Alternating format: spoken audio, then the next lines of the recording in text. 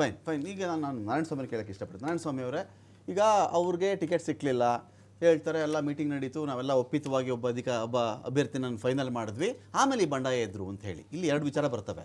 ಒಂದು, ಇವರನ್ನು ಬಿಟ್ಟು ನಾವು ಗೆಲ್ತೀವಿ ಅಂತ ನೀವು ಹೇಳಬೇಕಾಗಿತ್ತು. ಇಲ್ಲ, ಇವ್ರಿಗೆ ಟಿಕೆಟ್ ಕೊಡಲಿಲ್ವಾ, ಬಂಡಾಯದ ಅಭ್ಯರ್ಥಿ ನಾವು ಗೆಲ್ಲಿಸ್ತೀವಿ. BJP ಗೆಲ್ಸೋದು ಬೇರೆ, ವೋಟ್ ಸ್ಪಿಟ್ ಮಾಡೋದು ಬೇರೆ. ನಮ್ಮ ಕಡೆಯಿಂದ 80,000 ಇದ್ದೀವಿ ರೀ, ನಾವು ಪೈಲ್ವಾನ್ ಗೆಲ್ಲಿಸ್ತೀವೋ ಸುಲ್ತಾನ್ ಗೆಲ್ಲಿಸ್ತೀವೋ, ನಾವು ನಮ್ಮ 80,000 ಓಟ್ ಇದೆಯಲ್ಲ, ತಾಕತ್ತು ಒಬ್ಬ ಪಕ್ಷೇತರ ಕ್ಯಾಂಡಿಡೇಟ್ ನಿಲ್ಲಿಸ್ಬಿಟ್ಟು ಇವ್ರಾಡ್ದು ಮಾಡಬೇಕಾಗಿತ್ತು. ಅದು ಎರಡೂ ಮಾಡ್ದಂಗೆ ಕಾಣ್ತಲ್ಲ, ಓಟ್ ಸ್ಪ್ಲಿಟ್ ಆಗಿರಬೇಕು. ಇದನ್ನ ರಿಸಲ್ಟ್ ನನಗೆ ಗೊತ್ತಿಲ್ಲ. ಮೇ 4ರ ಭವಿಷ್ಯ ಈಗಲೇ ಹೇಳೋದು ನನಗೂ ಕಷ್ಟ ಆಗುತ್ತೆ. ಯಾಕೆ ಈ ಥರ ಮಾಡಿದ್ರಿ ನೀವು? ಕರ್ನಾಟಕದಲ್ಲಿ ಮುಸ್ಲಿಂ ಮತದಾರರು ಕಾಂಗ್ರೆಸ್ ಜೊತೆಲಿ ಇದ್ದಾರೆ.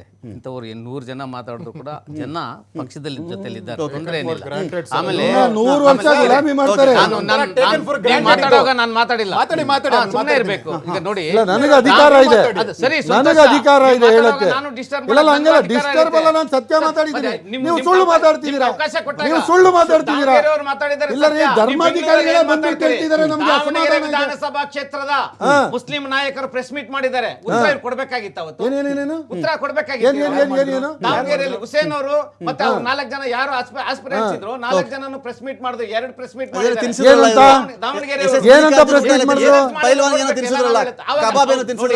ನೋಡಿ, ಮೈನಾರಿಟಿ ಜನಕ್ಕೆ ಕಾಂಗ್ರೆಸ್ ಪಕ್ಷ ಏನ್ ಮಾಡಬೇಕು ಪಾಲಿಸಿ ಮುಖಾಂತರ ಅದು ಅವ್ರಿಗೆ ಅನುಕೂಲ ಮಾಡೋಂತ ಅವ್ರ ಅಭಿವೃದ್ಧಿನ ಹೆಗಲ ಮೇಲೆ ಎತ್ಕೊಂಡು ಮಾಡ್ತಾ ಇದೆ. ಆ ಜನ ನಮ್ ಜೊತೆ ಇದ್ದಾರೆ.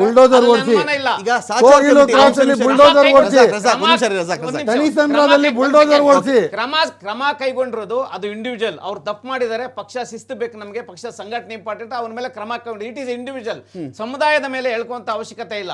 ಸಮುದಾಯ ಪಕ್ಷದ ಜೊತೆ ಇಲ್ಲ, ಪಕ್ಷ ಸಮುದಾಯದ ಜೊತೆಗಿದೆ. ಆಮೇಲೆ ಏನೇ ತೀರ್ಮಾನ ಮಾಡ್ಲಿ, ತಾವ್ ಹೇಳಿದ್ರಿ ಇವಾಗ ಮುಸ್ಲಿಮ್ಸ್ಗೆ ಆಗಿ ಮಾಡಿ ಡಿಕೆ ಶಿವಕುಮಾರ್ ಅವರ ಮಾತು ಕಟ್ಕೊಂಡು ಕ್ರಮ ಪಾರ್ಟಿ ಶಿವಕುಮಾರ್ ಅವರ ಮಾತು ಮೇಲೆ ಸಿದ್ದರಾಮಯ್ಯನವರ ಕಡೆಯವರು ಒಂದು ನಿಮಿಷ ಸಿದ್ದರಾಮಯ್ಯನವರ ಕಡೆಯವರದೆಲ್ಲ ಒಂದು ಬಣ ಇದೆ.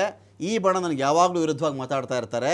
ಆ ಕಾರಣಕ್ಕೆ ಸಿದ್ದರಾಮಯ್ಯನವರ ಕಡೆಯವರ ವಿಕೆಟ್ಗಳನ್ನು ಒಂದೊಂದೇ ಉರುಳಿಸಬೇಕು ಅನ್ನೋ ಪ್ಲಾನ್ ಇಟ್ಕೊಂಡು ಅವ್ರಿಗೆ ಗೊತ್ತಿಲ್ಲ ಪಕ್ಷದಲ್ಲಿ ಏನಾಗುತ್ತೆ. ನಾವು ಜನರಲ್ ಸೆಕ್ರೆಟರಿ ಕೂಡ ಇಲ್ಲಿ ಬಂದಿದ್ದೀನಿ, ಪಕ್ಷ ಅವ್ರಿಗೆ ಗೊತ್ತಿಲ್ಲ ನಮ್ಮ ಪಕ್ಷದಲ್ಲಿ ಏನ್ ನಡೀತದೆ ಅಂತ. ಕ್ರಮ ಕೈಗೊಳ್ಳೋದಕ್ಕೆ ಮೊದಲು ಸಿದ್ದರಾಮಯ್ಯರವ್ರ ಒಪಿನಿಯನ್ ತಗೊಂಡು ಸಿದ್ದರಾಮಯ್ಯ ಡೈರೆಕ್ಷನ್ಸ್ ತಗೊಂಡೆ ಕ್ರಮ ಕೈಗೊಂಡಿರೋದು. ಚಾಲೆಂಜ್ ಮಾಡ್ತೀನಿ ಈ ವೇದಿಕೆಯಲ್ಲಿ. ಸಿದ್ದರಾಮಯ್ಯನವರು ಹೇಳಿದ್ದಾರೆ ಹೌದು, ಸಿದ್ದರಾಮಯ್ಯ ಅವರು ಡಿಕೆ ಶಿವಕುಮಾರ್ ಇಬ್ರು ಮಾತುಕತೆ ಮಾತಾಡೇ ಕ್ರಮ ಕೈಗೊಂಡಿರೋದು. ಜಮೀರ್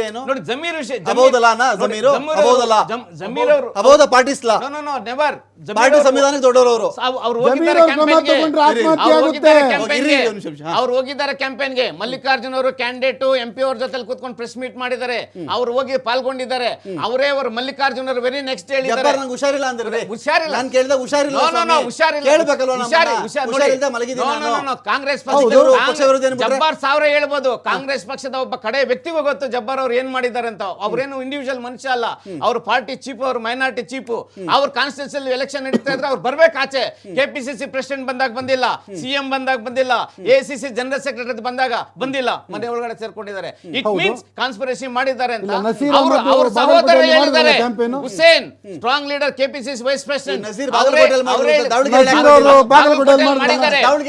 ಅದೇ ಬಾಗಲಕೋಟೆಯಲ್ಲಿ ಅವ್ರ ಪಕ್ಕದಲ್ಲಿ. ನಾನು ಕೋಲಾರ ಜಿಲ್ಲೆ, ನಮ್ಮ ಪಕ್ಕದ ರೂಮಲ್ಲಿ ಮಾತಾಡ್ತೀವಿ. ಅವ್ರು ಮಾಡಿದ್ದಾರೆ. ಬಟ್ ಅವ್ರ ಮೇಲೆ ಕ್ರಮ ಯಾಕೋಯ್ತಂದ್ರೆ ಅವ್ರನ್ನ ನಜೀರ್ ಅವ್ರನ್ನ ಇಂಪಾರ್ಟೆಂಟ್ ಪರ್ಸನ್ ಆಗಿ ವಿಡ್ರಾ ಮಾಡ್ತಾರೆ ಪೈಲ್ವಾನ್ ಅಂತ ಹೋಗಿ ಅಂತ CM ಹೇಳಿದ್ರು.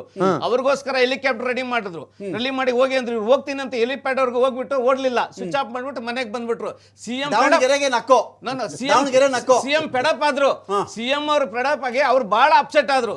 ಯಾಕಂದ್ರೆ ಅವ್ರು political secretary chief minister, it is responsible ಅಲ್ವಾ? ಚೀಫ್ ಮಿನಿಸ್ಟರ್ ಹೇಳಿದ ಮೇಲೆ ಹೋಗ್ಬೇಕಾಗಿತ್ತಲ್ಲ, ಹೋಗ್ಲಿಲ್ಲ. ಕ್ರಮ ಕೈಗೊಳ್ಳಿದ್ರೆ ಅವ್ರ ರೋಲ್ ಇದೆಯಾ ಇಲ್ವಾ ಅಂತ ತಾವು ಯೋಚನೆ ಮಾಡಿ. ಇದು ಕರ್ನಾಟಕ ಪ್ರತಿ ಜನ ಗೊತ್ತು, ಆ ಸಮುದಾಯ ಗೊತ್ತು. ಆ ಸಮುದಾಯದವರು ಕಾಂಗ್ರೆಸ್ ಜೊತೆಲಿ ಇದ್ದಾರೆ.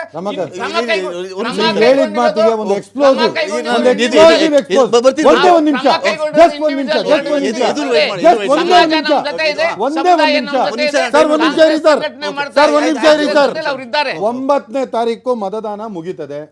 ಅದ್ ಯಾರೇ ಆಗಿರ್ಲಿ ಅಲ್ಲಿ ಹೋಗಿ ಕ್ಯಾಂಪೇನ್ ಮಾಡಿರೋರು ಅಟ್ಲೀಸ್ಟ್ ಸರ್ವೆಗೆ ಅಂತ ವೇಟ್ ಮಾಡ್ತಾರೆ.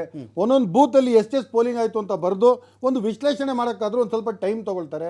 ರಾತ್ರಿ 3 ಗಂಟೆ ಆಯ್ತು ಮಲ್ಕೊಳಕ್ಕೆ, ನಮ್ಗೂ we are like anti Congress ಅಲ್ಲಿ, ನಮ್ಗೆ ಮಲ್ಕೊಳಕ್ಕೆ 3 ಗಂಟೆ ಆಯ್ತು, ಎಲ್ಲ ಲೆಕ್ಕಾಚಾರ ಮಾಡಿ ಯಾರಿಗೆ ಎಷ್ಟು ಬೀಳ್ಬಹುದು ಅಂತ ಒಂದು ವಿಶ್ಲೇಷಣೆ ನಮ್ದು. ಬಿಕಾಸ್ ಎಲೆಕ್ಷನ್ ಸ್ಟ್ರಾಟಜಿಯಲ್ಲಿ ಇದ್ದಾಗ ನೀವು ಇದೆಲ್ಲ ಮಾಡ್ತೀರಾ. 3 ಗಂಟೆಗೆ ಮಲ್ಕೊಂಡು ಬೆಳಿಗ್ಗೆ ಎದ್ದೋಳ್ಬಿಟ್ಟು ನೀವು ನಮಾಜ್ಗೆ ಹೋಗಿರ್ತೀರಾ, ಮುಸಲ್ಮಾನರು ಎಲ್ಲ ಅಲ್ಪಸಂಖ್ಯಾತರೇ ಅಲ್ವಾ, ಅಲ್ಲಿ ಹೋಗ್ಬಿಟ್ಟು ನೀವು KPCC ಆಫೀಸ್ ಒಳಗಡೆಯಿಂದ ಸುದ್ದಿಗೋಷ್ಠಿ ಮಾಡಬೇಕು ಅಂತ ಹೇಳಿದ್ರೆ ನೀವು ಯಾರು ಹಿರಿಯರಿಗೆ ಕೇಳಿರಲ್ವಾ? ಇದೆಲ್ಲ ಎಲ್ಲಿಂದ ಬರ್ತಿದೆ? ನಮ್ಗೇನು ಗೂಬೆಗಳ ಅರ್ಥ ಆಗ್ತಿಲ್ವಾ? ತಲೆ ಮೇಲೆ ಏನಾದ್ರು ಕರೆಕ್ಟ್ ಆಗಿ ಬಂದ್ಬಿಟ್ಟು ಅದೇ ದಿನ 10ನೇ ತಾರೀಕು ಡೈರೆಕ್ಟ್ ಸುದ್ದಿಗೋಷ್ಠಿ. ಯಾರು ಹೇಳಿದ್ ಮಾಡಕ್ಕೆ? ಪಾರ್ಟಿಯ ಆಂತರಿಕ ವಿಷಯ. ಈ ಸ್ಟುಡಿಯೋದಲ್ಲಿ ಏನ್ ನಡೀತಾ ಇದೆ ಇದು ನಮಗ್ ಗೊತ್ತಾಗುತ್ತೆ. ನಿಮ್ ಬಗ್ಗೆ ಏನಾದ್ರು ಹೇಳ್ಬೇಕಂದ್ರೆ ಇಲ್ಲೇ ಹೇಳ್ತೀನಿ. ನಾನು ಆಚೆ ಹೋಗ್ಬಿಟ್ಟು ಬಹಿರಂಗವಾಗಿ KPCC ಅಲ್ಲಿ ನಾವು ಸುದ್ದಿಗೋಷ್ಠಿ ಮಾಡಿ ಇವರೆಲ್ಲ ಹಿಂಗ್ ಮಾಡಿದಾರೆ, ನೀವೇನ್ ಚೀಫ್ ವಿಪ್ ಇಲ್ಲ ನೀವೇನಾದ್ರು ಏನು ಡಿಸಿಪ್ಲಿನರಿ ಆಕ್ಷನ್ ಕಮಿಟಿನ ನೀವು?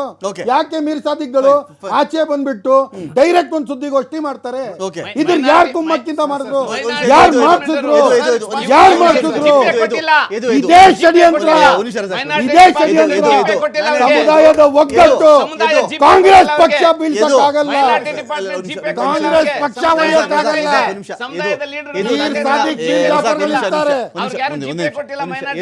ಇದು